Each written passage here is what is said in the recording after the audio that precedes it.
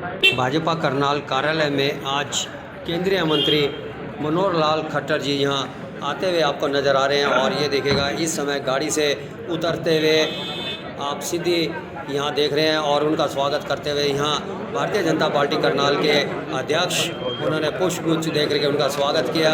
और भी बहुत से लोग यहाँ पर मौजूद उनको यहाँ पुष्पगुच्छ दे करके जो है उनका स्वागत करते हुए आपको नज़र आ रहे हैं। और साथ आप देख सकते हैं स्क्रीन पर प्रवीण लाठर जी जो भारतीय जनता पार्टी जिला करनाल के अध्यक्ष हैं वह उनके साथ मौजूद बहुत से भाजपा के नेता उनके चरण छू करके आशीर्वाद लेते हुए आपको नजर आ रहे हैं। फिलहाल आपको बता दें आज मनोहर लाल खट्टर यहाँ एक महत्वपूर्ण पत्रकार वार्ता को संबोधित करने के लिए आए हैं। देखिए क्या कुछ कहते हैं।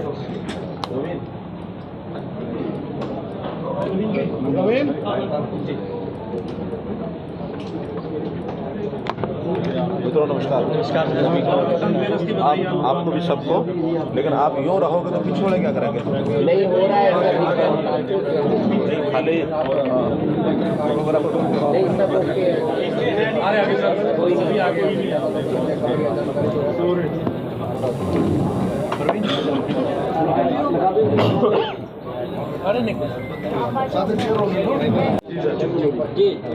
सबसे पहले तो आपको आज धनतेरस और उसके बाद जैसे दीपावली के सब पर्व एक साथ आते ही हैं।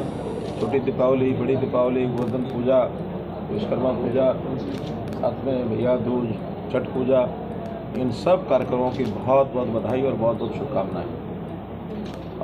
मित्रों, जैसा हम जानते हैं कि अपनी जो वर्तमान सरकार है, जो तीसरी बार भारतीय जनता पार्टी की सरकार माननीय नायब सिंह सैनी जी के नेतृत्व में बनी है, उसका कल 1 वर्ष पूरा हुआ है। इस 1 वर्ष के पूरा होने पर भी मैं हरियाणा सरकार के सभी हमारे मंत्री, सभी हमारे विधायक, हमारे मुख्यमंत्री, उन सब को बहुत बहुत बधाई भी देता हूँ, शुभकामना देता हूँ और हरियाणा की जनता का धन्यवाद करता हूँ कि उन्होंने बहुत अच्छे पूर्ण बहुमत से और ये सरकार बनाई थी।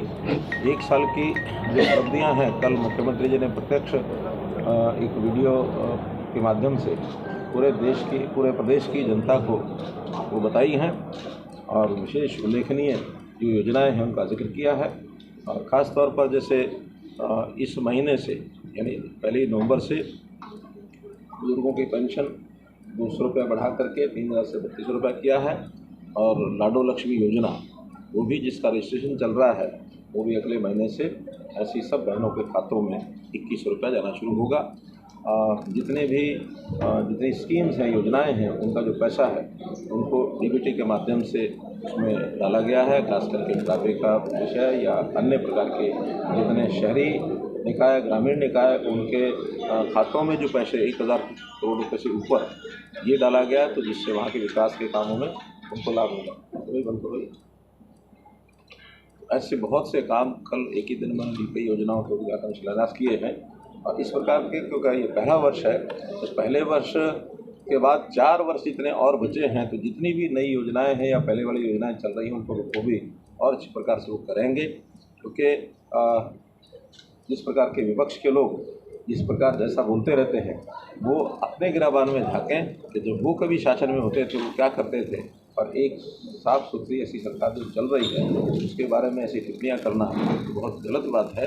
तो इस प्रदेश का जो शासन है तो अच्छा चल रहा है, जनता सुखी महसूस कर रही है। जनता में जैसे एक निराशा का वातावरण पहले होता था, वो निराशा। हम जानते हैं कि देश के अंदर बहुत से अभियान चलाए गए।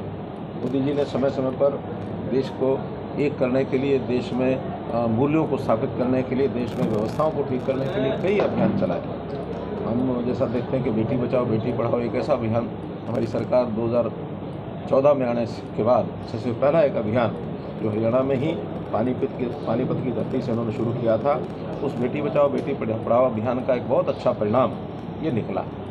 और उन्हीं दिनों में उन्होंने लाल किला मैदान से स्वच्छता का एक मिशन ये शुरू किया था, स्वच्छ भारत मिशन के नाते से। और शौचालय ज़रूर हर घर में बने और ओपन डेफिकेशन फ्री ODF ये हर गांव हर शहर हो, उसमें भी बड़ी सफलता मिली है। देश के अंदर लोगों में देशभक्ति की भावना आए। मैं बाद में पहले देश यानी इंडिया फर्स्ट इस प्रकार की बहुत से आयाम उन्होंने खड़े किए जो देश के लोगों के अंदर काम किया। जब भी कभी देश पर संकट आया उन्होंने बखूबी उसका जो विरोधी सेना है, विरोधी देश है, उनका मुकाबला करते हुए उनको नाकोच नजवाए। और ख़ास करके जैसे हम देखते हैं ऑपरेशन सिंदूर जिस प्रकार से किया गया, लोगों के मन में देशभक्ति की भावना उससे भी जागती है। कितने ही काम व्यापारियों के लिए, जैसा मैं कहूँगा कि चाहे देश की आर्थिक स्थिति को ध्यान में रखते हुए व्यापारियों के कामकाज को सरलीकरण करने के नाते से जीएसटी जैसा बदलाव जो किया गया उसका भी बहुत बड़ा सकारात्मक एक प्रभाव गया। और अब तो जीएसटी की दरों को भी कम करके और 4 स्लैब की बजाय 2 स्लैब कर दिए गए। कितने ही काम गिनाने के हैं, गिनाए जा सकते हैं। कहीं कहीं ये आभास होता है कि इतने सुधारात्मक काम करने के बाद देश से आतंकवाद भी समाप्त किया गया, नक्सलवाद समाप्त किया गया। अभी कल ही सैकड़ों नक्सलवादियों ने और समर्पण किया, उन्होंने हथियार अपने छोड़े। एक मूवमेंट चला, हम देश के साथ हैं। नॉर्थ ईस्ट के राज्यों में एक बदलाव आया। जम्मू कश्मीर के लोग भी आतंकवाद की समाप्ति के बाद लगातार निरंतर प्रगति कर रहा है। इन सब विषयों के होने के बाद भी कभी कभी महसूस होता है कि देश के अंदर अथवा देश से बाहर की कुछ ताकतें देश को तोड़ने में अभी भी सक्रिय हैं। आम जनता को ये बताने के लिए एक अच्छा अवसर चुना गया है, वो है सरदार वल्लभ भाई पटेल का जन्मदिन 31 अक्टूबर। और 31 अक्टूबर को हम राष्ट्रीय एकता दिवस के रूप में पहले से मनाते हैं।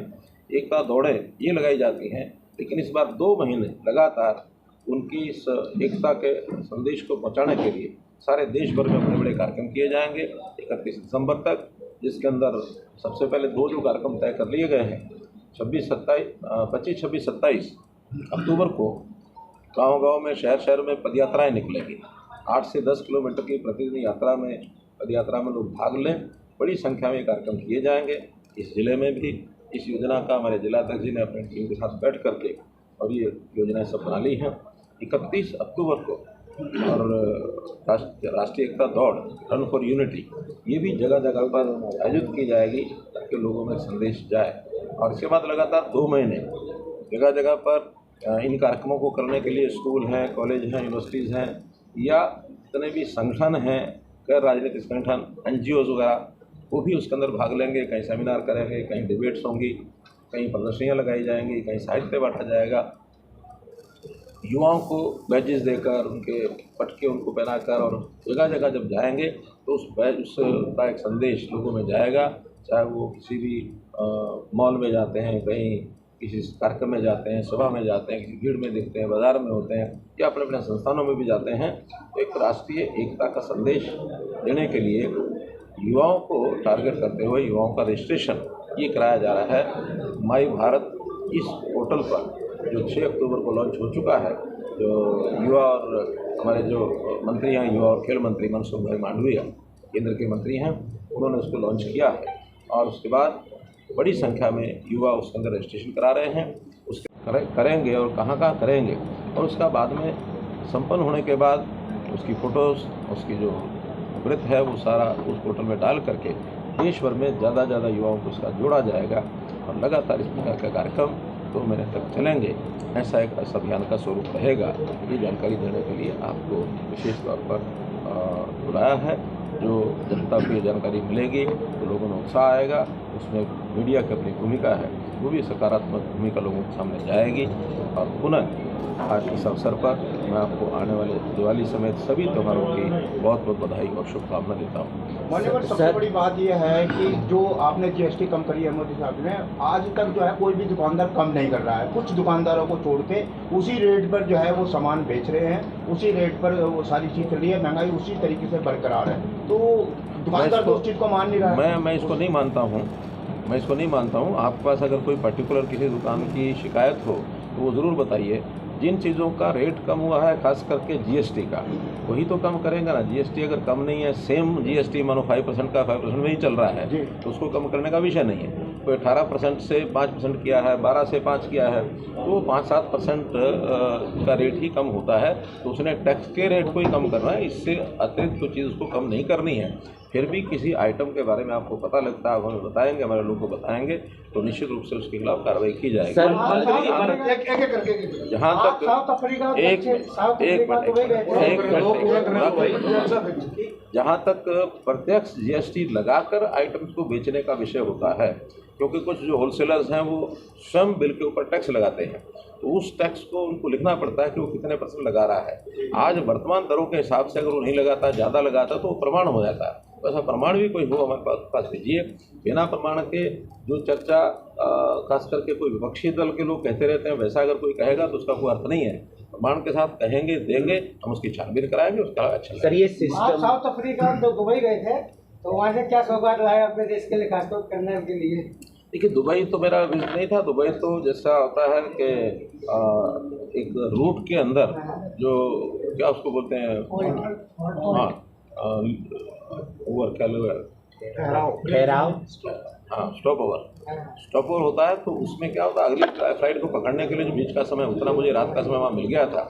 एक दिन शाम को वहाँ पहुँचा था लगभग 6:30 बजे, अगले दिन सुबह 8 बजे 9 बजे फ्लाइट थी। तो मैं रात को एक गुरुद्वारे में भी चला गया था और कुछ व्यक्तिगत मित्र थे, 2-3 को मिले। अन्यथा कोई मेरा सरकारी कार्यक्रम अथवा कोई ऐसा वहाँ का विधिवत कार्यक्रम नहीं था। और जहाँ तक डरबन की बात है, डरबन में एक सम्मेलन हुआ, जो G20 कंट्रीज़ हैं उन सब का पावर को लेकर के एक सेमिनार था, कॉन्क्लेव था। तो उस पावर के संबंध में देश और दुनिया के जो लोग हैं वो क्या सोचते हैं, हमने अपनी बात रखी है, दुनिया के लोगों ने अपनी बात रखी है। बहुत चीज़ों में भारतवर्ष दुनिया के लोगों से आगे है, खासकर रिन्यूएबल एनर्जी, RE, सोलर है, विंड है, या हमारा जो हाइड्रो प्लांट जितने हैं उन सबको मिलाएं तो हम 50% से ज़्यादा उसको पार कर गए हैं। और ये किसी देश में हुआ, सब देशों में नहीं हुआ। हमने बहुत प्रगति पिछले 10 सालों में की है। हमारा कोल आधारित जितना भी पावर जनरेशन है वो काफ़ी कम हुआ है, जिसके कारण से कार्बन डाइऑक्साइड का एमिशन है वो कम हो रहा है। हमारे जो टारगेट थे कार्बन डाइऑक्साइड एमिशन को कम करने के, हमने 5 साल पहले पूरे कर लिए हैं। इस बात की सराहना देश के बहुत लोगों ने की है। जहाँ कहीं इंफ्रास्ट्रक्चर में कमी है, ट्रांसमिशन लाइन में कमी है, जनरेशन में कमी है, उन लोगों ने हमारे से सहायता भी मांगी है। खास करके कुछ देशों के अंदर हम आज जा भी रहे हैं, जैसे सिंगापुर और दुबई और UAE। इन देशों में हमारी अंडर सी केबल ये हम डलवा रहे हैं, उनके साथ मिल करके डाल रहे हैं, ताकि सौर ऊर्जा का एक स्थान से दूसरे स्थान जो कहीं कमी है, कहीं ज़्यादा है, तो उसका ट्रांसफ़र किया जा सके। तो ऐसे बहुत से देश हैं जो भारतवर्ष के साथ मिल करके काम कर रहे हैं। साउथ अफ्रीका में भी हमारी NTPC और NTPC से जुड़ी संस्थाएं वो लगातार दौरा कर रही हैं, उनके लोग भी आ रहे हैं, प्रशिक्षण प्राप्त कर रहे हैं। उन समझौतों में हम जितनी उनको सहायता करेंगे, बदले में दूसरी चीज़ों में वो हमारी सहायता करेंगे। तो ये बायलेटरल समझौते होते हैं, इसमें हम कोई चीज़ उनसे लेके आते हैं या कुछ दे के आते हैं, ऐसा नहीं है। एक चीज़ हमारी आवश्यकता है, हम लेते हैं, एक चीज़ हम उनको दे सकते हैं, वो हमसे लेते हैं, वो लेते हैं। तो इस प्रकार के समझौते परस्पर जो होते हैं। सर समाज में इस वक्त थोड़ा सा ऐसा माहौल है कि सिस्टम पर विश्वास नहीं हो रहा। किसी नेता के घर पैसे मिल जाते हैं, किसी जज के घर मिल जाते हैं, 2 पुलिस ऑफिसर्स ने सुसाइड किया।